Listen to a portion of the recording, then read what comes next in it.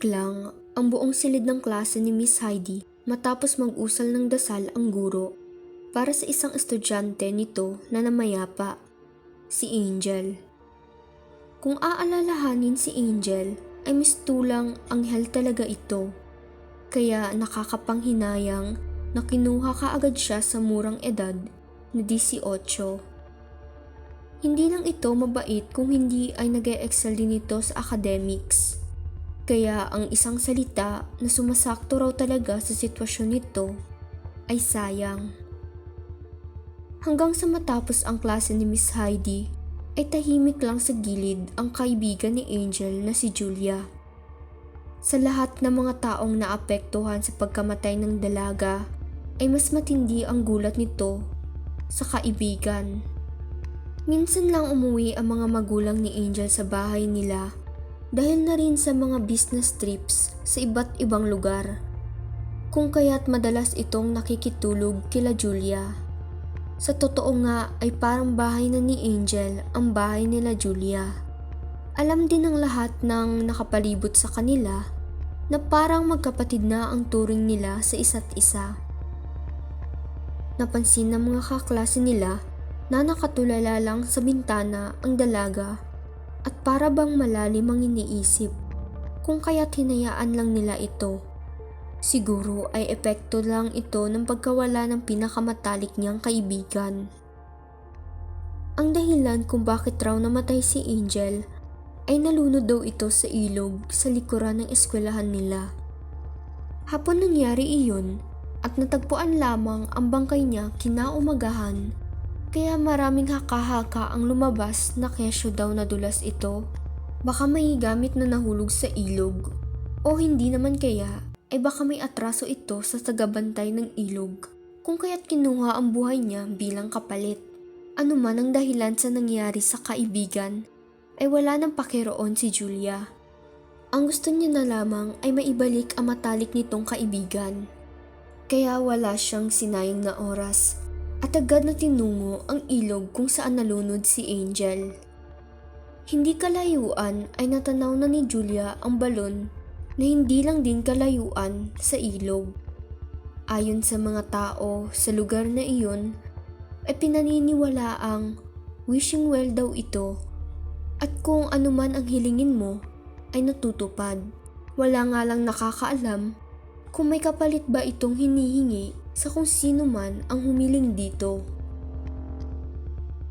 Maingat na tinanggal ni Julia ang yero na nakapatong sa balon.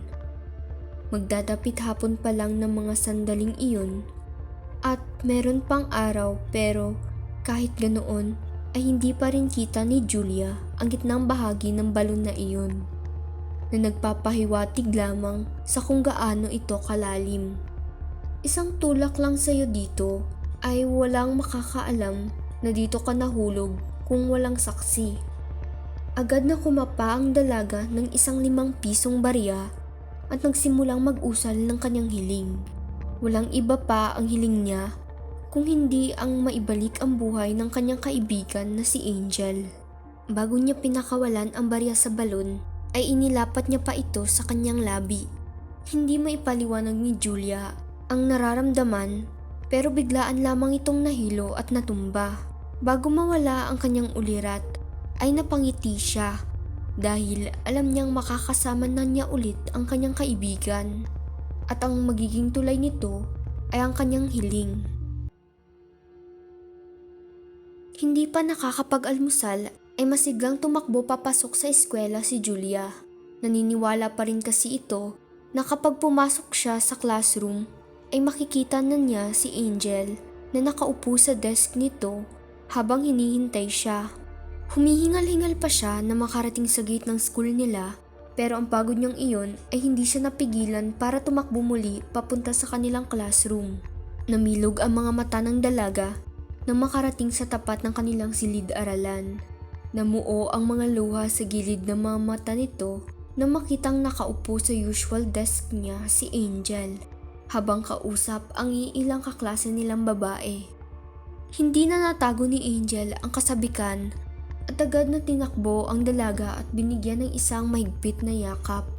Nagtaka naman ang mga iyon sa inaasta ni Julia, lalo na si Angel. Pero inabot ng ilang minuto bago ito tuluyang kumalas sa pagkakayakap. Inayos ni Angel ang kanyang uniforme, pagkatapos ay inayos rin ang gusot-gusot pang uniforme din ni Julia dahil sa pagkakayakap nila.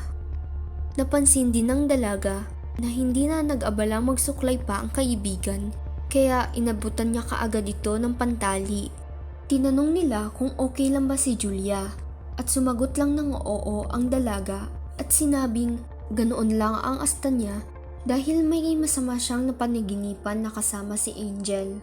Nagtawanan naman ang iba nilang kasama, pati si Angel, sa sinabi ni Julia. Hanggang sa maya-maya ay dumating na rin si Miss Heidi para magsimula ng una nilang asignatura sa klase. Buong klase ay hindi pa rin makapaniwala si Julia na naibalik niya ang buhay ni Angel dahil lang sa isang wishing well. Nakatingin lang ito kay Angel at pinagmamasdan ng dalaga hanggang sa matapos ang buong araw na klase. Na napansin naman ni Angel at agad nitong tinanong ang kaibigan kung okay lang ba ito. Tumango naman si Julia at sinabing maayos lang siya. Nagdaan ang mga araw at normal naman iyon. Walang kung anumang problema sa pagitan ng dalawang magkaibigan. Iyon ang akala ni Julia dahil isang araw ay napansin niyang biglang nangayayat na lamang si Angel. Hindi na rin ito kumakain ng tanghalian at hindi naman alam ni Julia kung kumakain pa rin ba ito ng umagahan o hapunan dahil hindi na ito nakikitulog o pumupunta man sa bahay nila. Para bang dumidistansya sa kanya si Angel. Agad na tinanong ni Julia kung ayos lang ba ang dalaga at agad naman itong tumugon ng oo. Pero hindi ganun-ganun na lamang naniwala si Julia at pinipilit nitong kumain si Angel. Pero kahit anong gawin nito ay tumatanggi ang matalik na kaibigan. Dahilan para mainis si Julia. Ginawa na niya ang lahat para mabigyan ng ikalawang pagkakataon na mabuhay ang kaibigan. At kung sasayangin niya ang pagkakataon na iyon, ay labas na si Julia doon. Yan ang nasa isip niya. Ilang araw ang nakalipas at halos hindi na makilala ni Julia si Angel dahil sa sobrang payat nito. Nangingitim din ang ibabang bahagi ng mata na halos lumulubog na at para bang hirap na rin ito sa pagbuhat ng kanyang bag.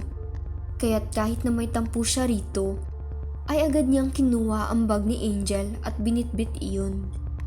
Naunang naglakad si Julia papasok sa classroom nila. Pero napatigil ito nang biglang nagsalita ang kaibigan. Tinanong ni Angel kung bakit iyon ginawa ni Julia, kung bakit niya hiniling na mabuhay siya ulit. Dahil dito ay agad na nilingon ni Julia ang kaibigan at magkasalubong kilay na hinawakan ang magkabila nitong balikat. Galit na tinanong ni Julia kung papaano ito nalaman ni Angel. Ngunit nakakalungkot lamang ng ngiti ang ipinalit ng dalaga sa kanya. Iyon ay dahil sa umpisa pa lang, alam na ni Angel na patay na siya at ang mga kagayan niya ay dapat hindi na naglalakad pa sa lupa. Namilog naman ang mga mata ni Julia nang biglang naagnas ang mukha ni Angel sa kanyang harapan.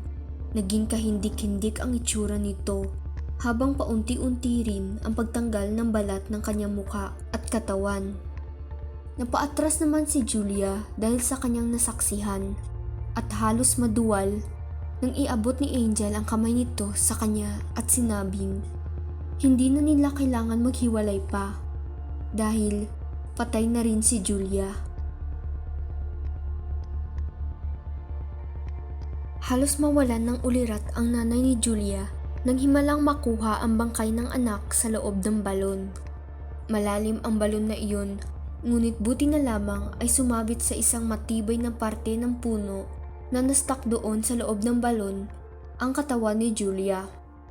Halos magtatatlong araw nang hindi umuuwi si Julia sa kanila, kung kaya't doon na labis na galala ang kanyang mga magulang. Nagtanong ang mga ito sa posibleng puntahan ng anak, Pero hindi nila iyon matagpuan. Hanggang sa may nakarating na sa kanilang balita na nangangamoy patay raw ang wishing well na tinutukoy sa kanilang bayan. Kung kaya't hindi na nagdalawang isip pa ang mag-asawa na ipatingin ang loob nito at doon din ang kanilang gulat nang magtugma ang lahat ng palatandaan sa bangkay na nasa loob ng wishing well. Ayon sa report, ay posibleng nadulas o nagpatihulog si Julia at ang ultimong rason lamang na naiisip nila kung bakit maaaring doon ang dalaga sa wishing well ay dahil sa namayapang kaibigan. Hindi matukoy ng mga pulisya kung ano nga ba ang aktwal na nangyari dahil sa walang witness o ebidensya man. Pero iisa lang ang alam ng mga magulang ni Julia. Nakasama na ng anak nila ang pinakamatalik nitong kaibigan.